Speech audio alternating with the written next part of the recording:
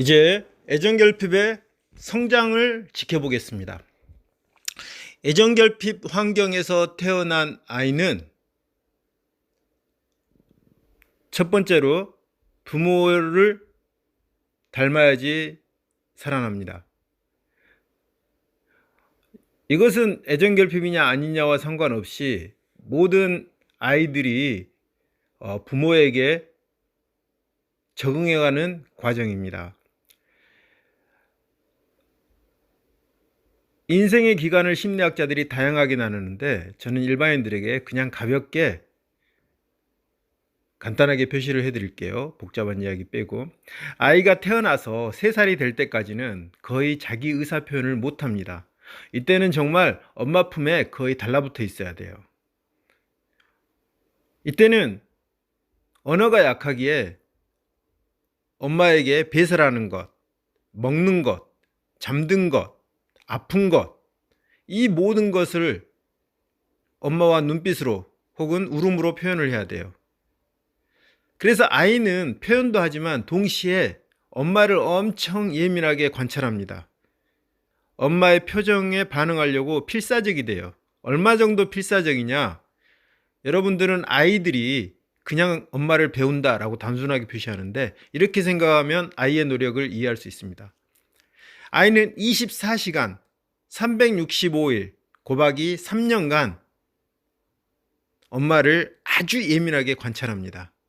왜냐하면 엄마의 표정 변화에 따라서 젖을 먹고 젖을 떼고 잠을 자고 잠에서 깨우고 이 모든 것을 소통이 해야 되기 때문에 이게 얼마나 대단한 거냐면 여러분들이 24시간 영어를 배운다, 체조를 배운다고 생각해 보세요. 24시간 여러분들이 영어에 집중하면 그것도 3년간 24시간 온통 최선의 신경을 써서 그거에만 집중한다면 여러분들은 영어의 달인이 됩니다. 만약에 여러분들이 체조를 배운다면 피겨 스케이팅이나 체조를 배운다면 24시간 3년간 그와 같은 몰입 상태라면 당연히 여러분들은 체조나 피겨 스케이팅의 달인이 됩니다. 뭐 1만 시간의 법칙이 있잖아요. 아이는 먹고 자고 싸고 또 몸의 상태를 호소해야 되기 때문에 엄마를 엄청 예민하게 관찰합니다. 엄마가 어떨 때 화를 내는지, 엄마가 무엇을 싫어하는지, 엄마가 좋아하는 것은 무엇인지, 즉 엄마의 성격을 들여다봅니다. 엄마가 말하는 방식도 배우고 엄마가 짜증내는 방식, 분노를 표출하는 방식, 좋아하는 방식까지 배웁니다. 그래야지 아이는 살아남습니다. 이제 3살이 지나서 6살 때까지 이때는 말을 조금 하고 자기 의사표현도 합니다. 하지만 완전하게 엄마에게 종속되어 있습니다. 자기 의사표현이라는 게 있지만 1% 정도? 99%는 엄마를 배워야 됩니다. 이때 엄마와 대화를 나누고 엄마가 싫어하는 것, 좋아하는 것, 요구하는 것을 따라 배우려고 합니다.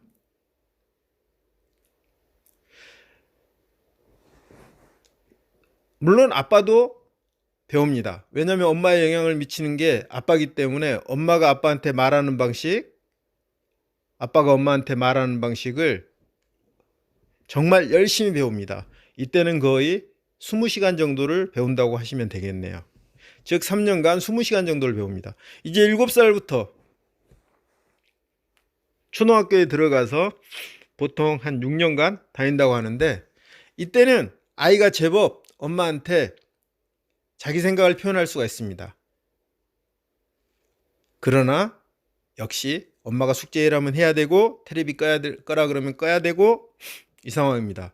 그래서 한 80% 정도 집중적으로 하루에 한 15시간 정도 엄마를 관찰한다고 하면 되겠네요. 부모를 관찰한다고 해야죠. 왜 제가 부모 대신 자꾸 엄마를 강조하냐면 기본적으로 인간의 양육은 엄마에게서 대부분을 배워냅니다. 인간에게 필요한 것은 단순하게 공부하고 학교 가고 이런 게 아니에요. 인간의 본질은 말하고 먹고 건강을 챙기고 상대방한테 의사소통을 하고 이와 같은 것이 교육의 핵심입니다.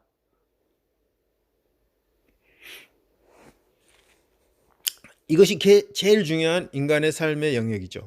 그리고 나머지가 공부하고 이러는 겁니다. 사회에 어울리고 사람을 사귀고 이런 게 핵심이죠. 그래서 아이는 이제 곧 중고등학생이 됩니다. 이때 중고등학생은 자기 생각을 엄마에게 언어로 논리적으로 풀어낼 수가 있어요. 그리고 순수한 논리를 갖고 있습니다.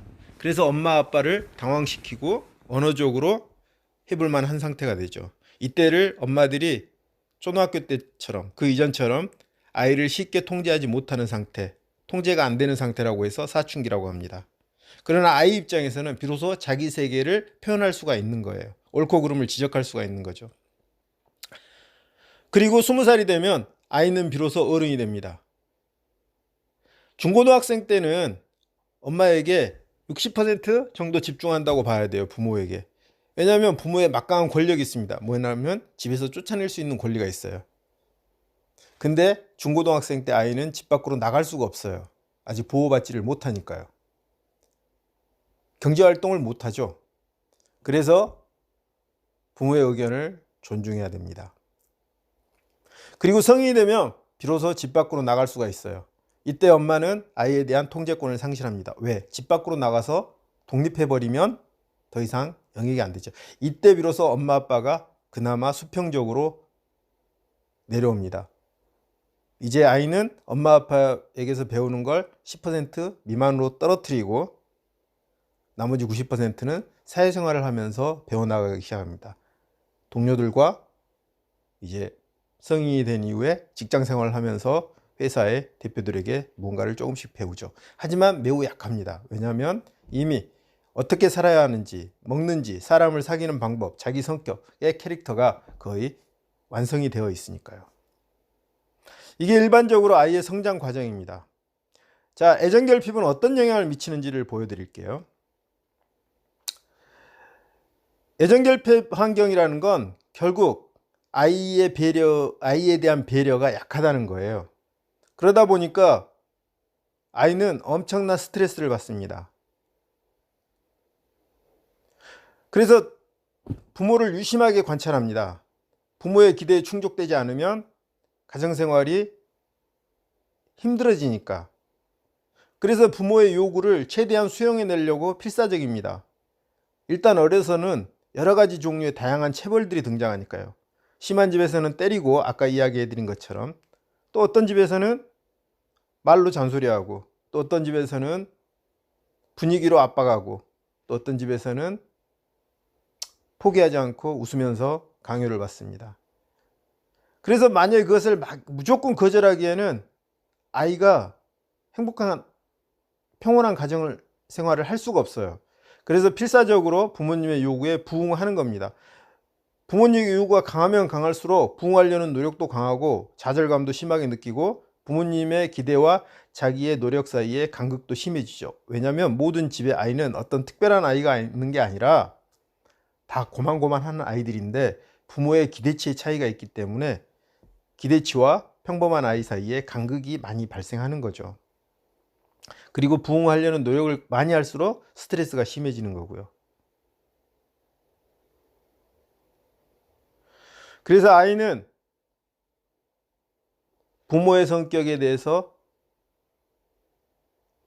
애정결핍이 아니라면 부모의 성격을 닮으려고 하는데, 애정결핍에서 자란 아이는 부모의 성격을 분석해서 닮지 않으려고 노력을 합니다.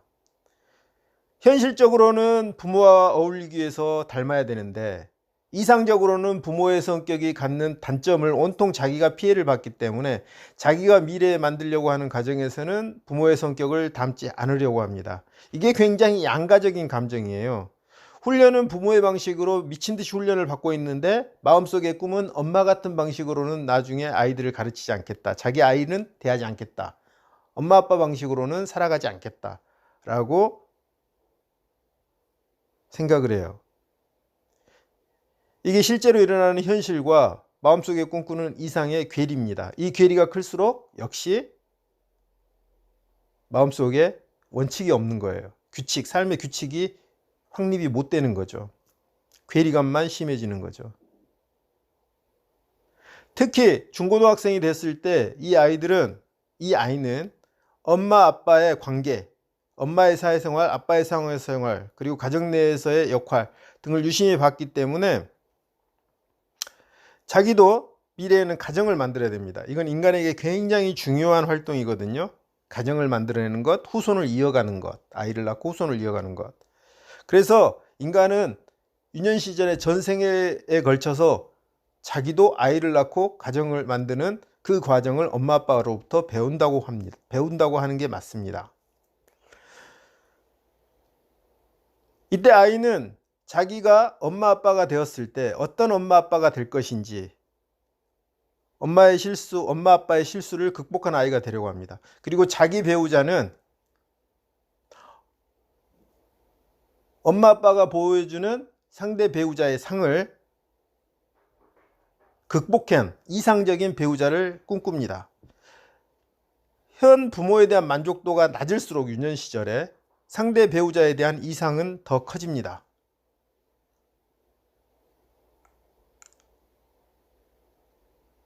이게 현실과 상상의 괴리를 만들어냅니다. 저는 이 부분을 쉽게 표현할 때 집에서 애정결핍을 저는 밥을 못 먹는 것이라고 표현을 해요. 즉 배고픔. 애정결핍은 곧 애정 배고픔입니다. 집에서 밥을 못 먹은 사람이 밖에서 친구를 만났을 때 두 가지 유형으로 나뉘어집니다. 하나는 친구도 집에서 밥을 못 먹고 나온 아이예요. 그러면 친구하고 처음 만났을 때 밥 이야기를 많이 합니다. 왜냐하면 집에서 배가 고프기 때문에 길을 걸어갈 때 길거리 핫도그, 떡볶이, 샌드위치, 김밥 하나하나 다 먹음직스러워 보입니다. 그래서 자연스럽게 와 저거 맛있겠다 그렇지 않니? 라고 자기 욕망을 드러내면서 동시에 상대방에게 공감을 요청합니다. 그런데 이때 친구가 밥을 안 먹고 나왔어요. 마찬가지로. 그러면 쉽게 공감을 해줍니다. 그래 정말 맛있겠다. 우리 밥부터 먹을까? 이게 대화의 시작입니다. 근데 한 친구는 집에서 충분히 밥을 먹고 나왔어요. 즉 애정을 충분히 받고 나온 상태입니다. 엄마한테.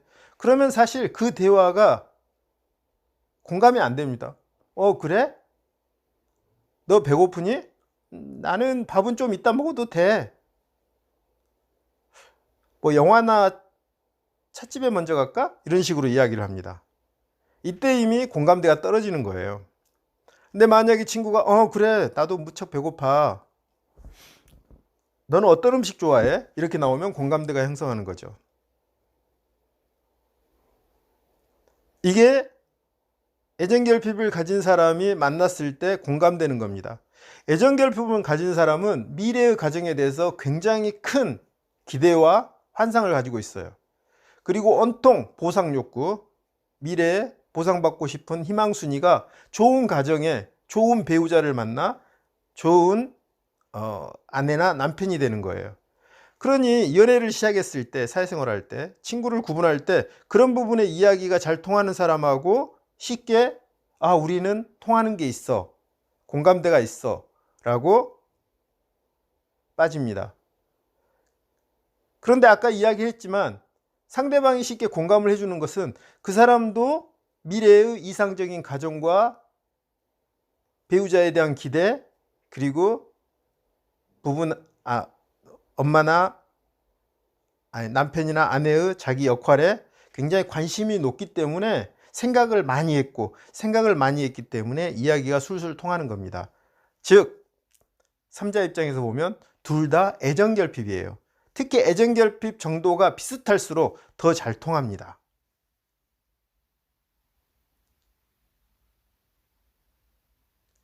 만약에 한 사람이 나는 미래 행복한 가정을 꿈꾸는데 라는 주제, 좋은 남자 이런 생각을 표현하는데 상대방은 거기에 호응을 해주지 않는다면 사실 그 사람은 애정결핍이 아닐 가능성이 높아요. 왜냐하면 집에서 사랑이라는 것은 익숙하게 받아왔기 때문에 사랑 그것의 중요성을 잘 모릅니다. 그냥 그것은 당연히 하는 겁니다. 그래서 그런 사람들은 오히려 외부에서 무뚝뚝한 편인 경우가 많아요. 마치 밥 먹는 거에 대해서 무관심한 것처럼. 왜 그 사람이 외부 생활할 때 무뚝뚝한지 이제부터 설명을 드릴게요. 꼭 필요한 설명입니다. 집에서 충분하게 애정을 받고 자란 사람은 애정을 주고받는 것에 능숙합니다. 사실 애정이라는 건 본질적으로 적절하게 사과하고 적절하게 배려하는 건데 어색함을 느끼질 않아요. 사과와 배려에. 즉 상대방한테 실수했을 때는 얼른 가서 미안해 따독따독 엄마가 실수했지 라고 엄마냐 자식이냐 혹은 아내나 남편이냐 이런 형식적인 관계가 아니라 사과를 굉장히 쉽게 합니다.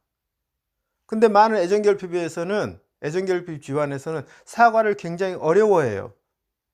엄마는 자녀한테 함부로 사과하지 않는다거나 남편은 아내에게, 아내는 남편에게 사과하는 것을 굉장히 싫어합니다.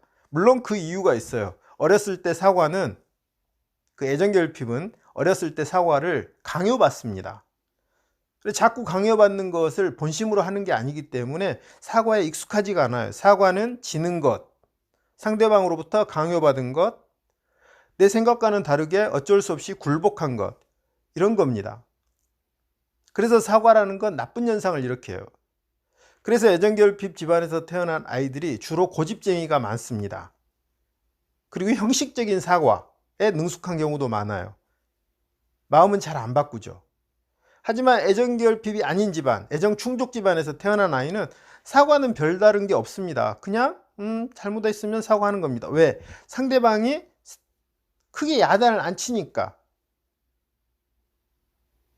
너그럽게 이해해 주니까, 그럴 수 있어 라고 받아주니까, 계속해서 나를 배려해 주니까 나도 역시 그 배려에 익숙해지고 배려받는 기분을 잘합니다.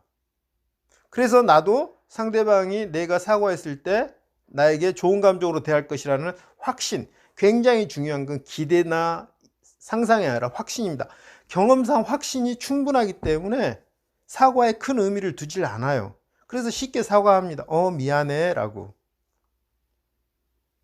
그리고 사랑해도 쉽게 합니다. 이건 이기고 지는 게임이 아니에요. 그냥 쉽게 상대방을 기쁘게 하려고 사과를 합니다. 용서를 많이 받은 사람은 용서를 받는 행복한 기분을 알기 때문에 남들에게 용서도 잘해줍니다. 사랑이라는 말을 많이 들은 사람은 사랑해 하고 들었을 때 좋은 기분을 알기 때문에 상대방에게도 그 기쁨을 전달하는데 어색함, 망설임 이런 게 없습니다. 그래서 정말 진심으로 사랑해 라고 말합니다. 그래서 이런 건 익숙하기 때문에, 너무 능숙하고 자연스럽기 때문에 굳이 밖에서 그거에 대한 환상을 품거나 어떻게 하면 더 잘할까 이런 생각을 안 해요. 마치 축구처럼 어렸을 적부터 축구 집안에서 태어나고 축구를 능숙하게 하는 사람은 축구에 대해서 크게 이야기를 안 합니다. 어떻게 해야지 축구를 더 잘할까? 축구 잘하는 사람은 정말 부럽다, 그지? 이런 이야기를 안 해요. 자기가 축구를 잘하니까. 근데 축구를 못하는 사람이 축구에 대해서 욕망이 강할 때 축구 이야기를 많이 합니다. 축구책을 많이 찾아보고 축구 영상도 많이 신청하고 축구 선수에 대한 강한 부러움도 많이 갖죠. 그래서 축구 선수를 만나면 축구 이야기를 하고 싶어요. 근데 정작 축구 선수는 자기에게 익숙한 그 일보다는 축구 외의 다른 이야기에 더 관심이 많습니다.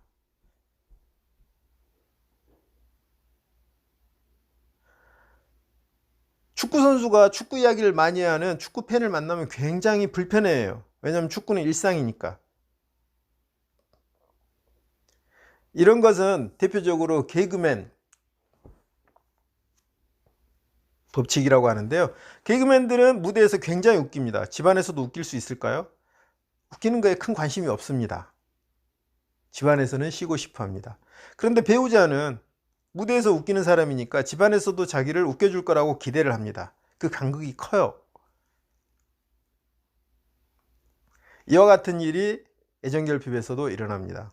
즉 집에서 애정결핍인 사람은 굉장히 애정결핍에 대한 관심이 많고 미래의 가정은 애정결핍을 극복된 상태로 보상받고 싶어 하기 때문에 배우자도 행복한 가정에 대한 관심이 많고 그런 쪽 이야기에 잘 호응하는 사람을 찾아다녀요.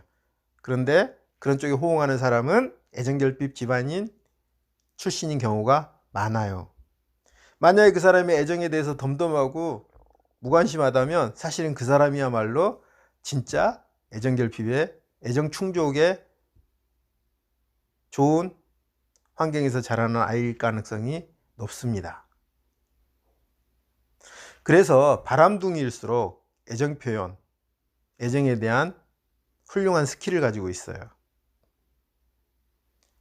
그건 영화 속에서 여러 경우에 등장합니다.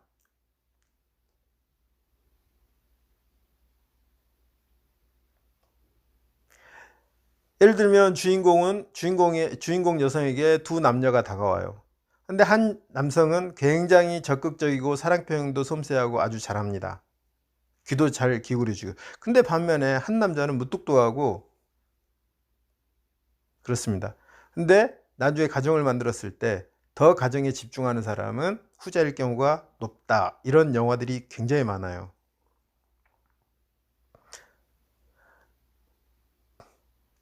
이야기가 살짝 새길로 흘렀는데요. 이게 애정결핍인 남자가 애정결핍인 상대를 만났을 때 더 흥분되고 더 소통이 잘 되는 것 같은 느낌을 받습니다. 자, 이렇게 서로가 가면을 쓰고 만난 거예요. 그리고 두 사람이 서로에게 엄청난 기대를 갖고 결혼을 합니다. 그리고 나서 서로에게 요청합니다. 이제 2막이 시작된 거예요. 애정결핍인 남자나 여자가 상대방에게 요청합니다. 자, 너는 연애할 때 굉장히 애정에 대해서 잘 알고 있는 선수였어. 사람이었어. 이제 우리가 결혼을 했으니 당신이 나에게 애정을 잘 가르쳐줘, 리드해줘 라고 요청을 합니다. 이때 상대방이 깜짝 놀랍니다. 나는 당신이 연애할 때 굉장히 다정하고 자상한 사람이고 애정에 대해서 충분한 경험자처럼 보여서 당신을 선택했는데 왜 나에게 가르쳐 달라고 하는 거지? 이게 부부싸움입니다. 그럼 왜 처녀 때 혹은 총각 때하고 결혼 후에 기혼남 기혼녀가 됐을 때 왜 애정의 격차가 그렇게 크냐? 연애할 때는 서로 연기를 한 겁니다. 잘 이해하셔야 돼요. 연기를 한 겁니다. 연애를 할 때는 기껏해야 일주일에 한두 번 만나고 두세 시간 데이트를 하고 집으로 돌아갑니다. 두세 시간 동안 자기의 이상적인 상을 연기한 겁니다. 그건 가능합니다. 하지만 집에 들어가면 피곤해져서 화장을 벗고 평상시의 태도, 성격으로 돌아옵니다. 계속해서 연기할 수는 없거든요. 그런데 결혼을 하고 나면 이제 같이 삽니다. 같이 사면 계속해서 연기를 해야 됩니다. 계속해서 연기하기에는 애정을 주고받는 법을 모릅니다. 모르는 이유는 못 배웠으니까요. 책이나 드라마, 자기의 환상 속에서는 꾸준히 공부했지만 실제로 애정적인 환경, 경험이 충분하지가 않아요. 마치 축구 동영상을 꾸준히 보고 팬클럽에도 가입하고 엄청 많은 다양한 호기심, 이론적으로 무장을 했지만 실제 축구장에서는 공을 가지고 상대 수비수 사이를 통과하지 못하는 것과 똑같습니다.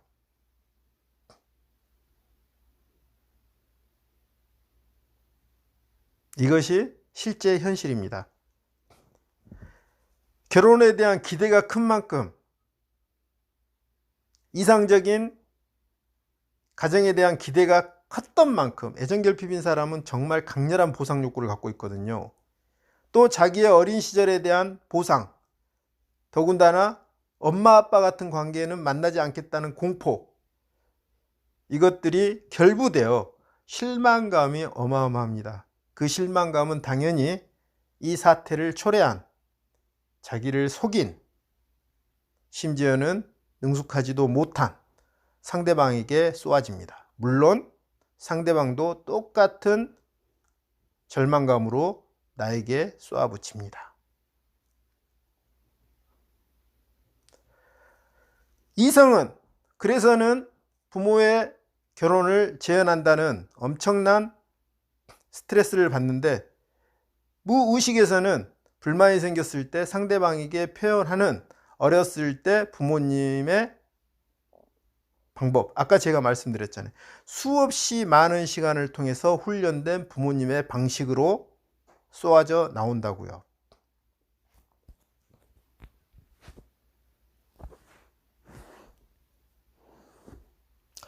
여기서 한 가지 더 언급하겠습니다. 우리가 흔히 하는 말로 이제는 부모님을 존경합니다 라고 말을 해요. 이제는 부모를 이해해요 라고 말합니다. 많은 심리상담사들이 이런 질문을 던져요. 부모님을 어떻게 생각하세요? 좋아하세요? 라고. 네, 좋아합니다. 부모님을 이제는 이해해요. 이 부분이 엄청난 착각입니다. 왜 그런 일이 일어나는지 알려드릴게요. 어렸을 때 절대로 엄마 같은 사람, 아빠 같은 사람이 되지 않겠다고 했어요. 엄마 아빠는 나에게 옷을 벗고 창밖에서 춤을 춰 이런 요구를 하는 게 아니라, 엄마 아빠가 생각하기에 자기 후손이 사회적으로 안전하게, 안정적으로, 성공적으로 정착하기를 원하고 교육을 하는 겁니다. 단지 교육의 방법이 서툴러서 애정 결핍적 교육이냐, 애정 충족하는 교육이냐의 차이가 있을 뿐이죠. 근데 부모님이 자식들한테 하는 건 전부 다 교육입니다. 그 교육의 기준을 자기의 삶에서 찾고 있으면서 교육하는 겁니다. 예를 들면 어떤 엄마가 아이한테 뜬금없이 야단치는 게 아니라 청소해라, 공부해라, 성실해라, 거짓말하지 마라, 씻어라, 이 모든 것은 이제 어른이 돼서 사회생활을 할 때 그렇게 해야지 사회적으로 인정받는다는 자기 경험칙 또는 자기가 하지 못했던 기대의 반영입니다. 즉 자기가 성공적으로 이렇게 했더니 나는 세상에서 인정받았다라는 경험 하나와, 나는 하지 못했지만 너는 이렇게 해야지 내가 받았던 실패를 너는 경험하지 않을 거야 라는 기대, 즉 자기의 성공적 경험과 실패한 경험을 자녀에게 가르치는 겁니다.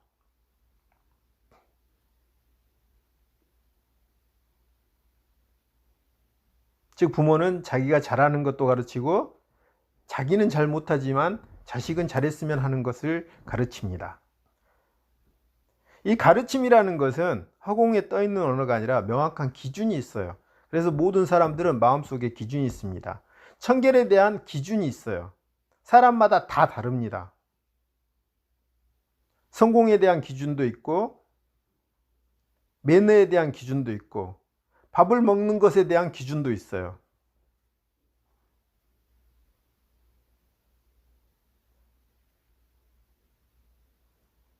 그래서 아이는 그 기준에 노출되고 그 기준에 평가받고, 기준에 미달하면 야단맞고, 기준을 넘어서면 칭찬받기 때문에 아이는 가정 내에서 행복한 평온한 생활을 꾸리기 때문에 엄마 아빠의 요구에 부응합니다.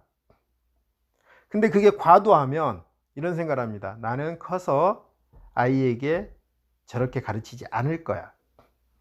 엄마 말은 맞는 것 같은데 나는 그렇게 가르치지 않을 거야. 또는 만족스러우면 나는 저 방법은 흉내내야 할 거야 라고 합니다. 애정이 많이 충족된 집안에서는 엄마 아빠를 닮고 싶다는 생각을 많이 하고요. 애정 결핍 집안에서는 엄마 아빠를 닮지 않겠다는 각오를 많이 합니다. 그런데 이 다짐에 역전이 일어납니다. 엄마 아빠한테 시달리면서 정말 온 정성을 다해서 결국은 그런 성격이 되었어요. 하지만 마음속 다짐은 그런 사람이 안 되겠다는 거였죠. 그런데 어른이 되어서 독립적 사회생활을 시작했을 때 엄마가 가르쳐준 밖에 나가서 예의를 잘 지켜라, 또는 청결해라, 이런 것들이, 또는 시간 약속 잘 지켜라, 이런 것들이 사회생활을 해보니까 꽤 유용하게 통한다는 겁니다. 그리고 그 순간순간 부모에게 강요받았던 기술들이 드러나요. 자기에게서. 그리고 그게 의외로 인정을 받아요. 그 순간 이해가 됩니다. 엄마가. 즉 이렇게 엄마 아빠를 다시 해석하는 거죠. 엄마 아빠가 가르쳤던 것들은 나에겐 힘들긴 했지만 사회생활에서는 꽤 유용하구나 라고 자기 기술에서 엄마 아빠의 여러 가지 성향을 발견해냅니다. 그러면서 엄마 아빠에 대한 용서가 일어나요. 그런데 이건 굉장히 큰 심리적 문제를 이야기합니다. 왜냐하면 어렸을 때 엄마 아빠에게 강요받으면서 자신의 다짐은 엄마 아빠 같은 사람이 안 되겠다는 거거든요. 이 다짐을 했던 아이, 내면 아이죠.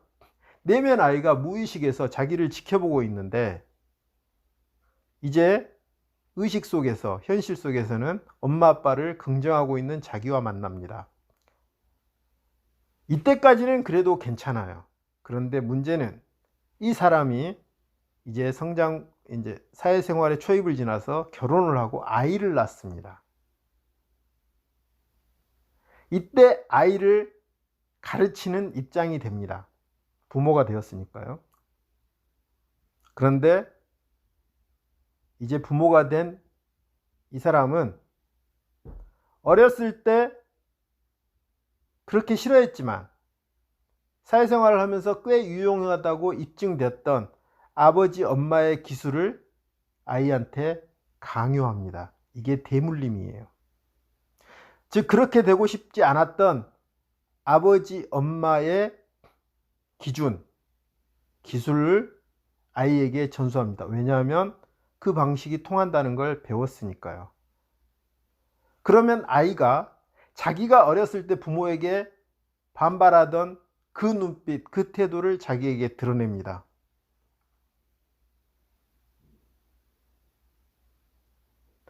이때 가르치는 나는 혼란에 빠집니다.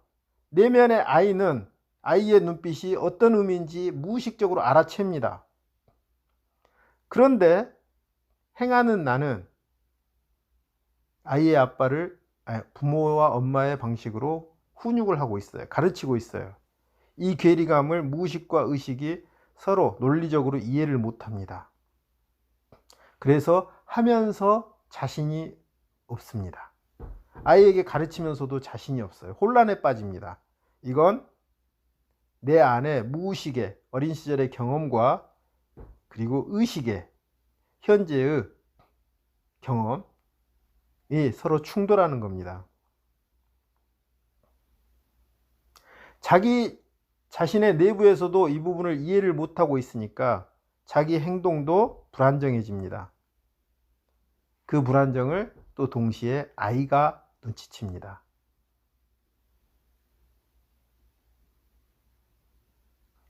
이런 과정에서 애정결핍이 대물림됩니다.